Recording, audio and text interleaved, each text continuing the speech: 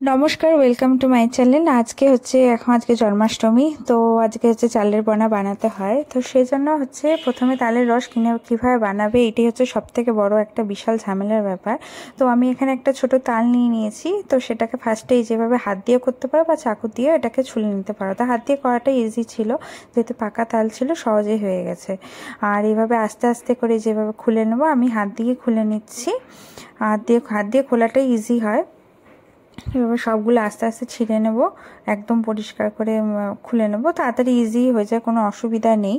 যেহেতু আমাদের কাছে তাল ছাড়ানোটা একটা বিশাল বিভীষিকার ব্যাপার মনে হয়, কিন্তু খুব সহজেই হয়ে যায়, তাড়াতাড়ি হয়ে যায়, টাইম বেশিক্ষণ লাগে না। ইউটিউবে অনেক ভিডিওই পাবে যে দেখো এখানে একটু তালটা খারাপ বেরিয়েছে, এটা কালো বেরিয়েছে, এটা পচে গেছে হয়তো। মানে আমার একটা পাল্প খারাপ বেরিয়েছে, মানে 3টা পাল্প ছিল, তার মধ্যে একটা পাল্প খারাপ বেরিয়েছে। তো চলো বাকিটা ছুলে নিই, তারপর বাকি ভিতরটাও দেখে নিই যে অন্যগুলো খারাপ আছে কিনা। তা চলো, এগুলো হয়ে গেছে। এখানে এবার এটাকে ভেঙে নিচ্ছি। আর এখানে দেখো, আমার কাছে 3টা বাল্ব পেয়েছিলাম।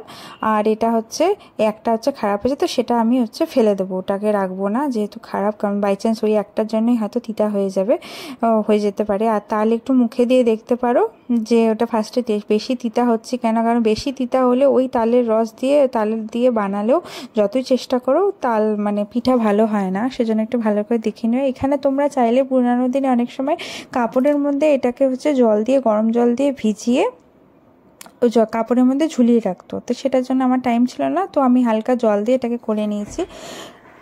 এটাকে চাইলে হাত দিয়ে কচলিও করতে পারো বা এরকম গ্রেটার নিয়েও করতে পারো। আর একটা হয় ছোট যে প্লাস্টিকের ঝুড়িগুলো হয়, ওটাকে উপুর করে সেটাও করা যায়। তো আমার কাছে এটাই ছিল, বা যে ফুটা থালা যেটা হয় সেটাতেও করতে পারো। আমার কাছে ওটা মানে ছিল না বা নেই মোট কথা এখন, তো আমি এই জন্য গ্রেটার দিয়ে করেছি। গ্রেটার দিয়ে করতে বেশিক্ষণ টাইম লাগে না, আর এটা আঁশটাও মোটামুটি থাকে না, খুব একটা আঁশ থাকে না। আর একটু টেস্ট করে দেখে নেবে যে তিতা আছে কিনা। তো আমার মোটামুটি আমার দুটো পাল্প দিয়ে বানিয়েছি। এই যে দেখো এখন এতখানি হয়ে গেছে। আর এরপরে এটাকে ছাঁকনি দিয়ে পরে যে আঁশগুলো থাকে সেটাকে, লাস্টে আঁশ খুব কমই ছিল, আঁশগুলোকে সরিয়ে নিয়েছি। আর যেখানে এটা মোটামুটি রেডি। আর তোমরা যদি বানিয়ে থাকো, যে এইভাবে তালের রস যদি বানিয়ে থাকো, জানিও কেমন লাগলো। তোমরা জানালে জানিও যে কত তাড়াতাড়ি হলো। ভিডিওটা ভালো লাগলে ভিডিওটাকে লাইক করে দিও, চ্যানেলটাকে সাবস্ক্রাইব করে দিও। আর সাথে থেকো অবশ্যই। আমার তালের প্রাপ্ত রেডি। আর নতুন নতুন ভিডিওর জন্য ওয়েট করো। থ্যাংক ইউ, সাথে থেকো।